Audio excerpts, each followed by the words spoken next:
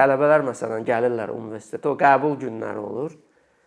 Qəbul günlərində qəbul şöbəsindən də bizi də çağırırlar müəllimləri ki, biz ixtisas barədə danışaq filan. Həmişə bir nəfər o sualı verir ki, bizə proqramlaşdırmanı öyrədəcəksinizmi?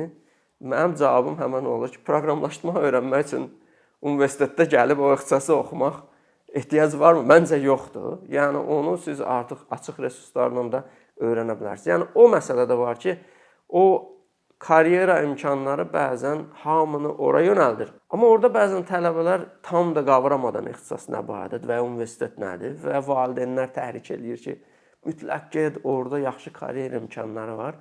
O məsələ də var ki, yəni orada qavranmalıdır ki, universitet təhsili nə verir? Təbii Azərbaycan mühitində bunun başqa səbəbləri də var. Məsələn, alternativ nədir? Yəni digər alternativlərdən daha yaxşıdır universitet təhsilini davam elətdirmək. Amma o gözlənti, məsələn, mən bir şəbəkə administratoru olacağam universitet oxuyub. Onun üçün heç universitet oxumaq lazım deyil. Yəni Almaniya kimi ölkədə texniki peşə məktəbi səviyyəsində bir müəssisə olur. Orada onu müəyyən müddət kursları götürülür. Tətbiqi yerində əlinlə toxunaraq öyrənir və lisenziyasını alır. Çox gözəl də şəbəkə administratoru olur.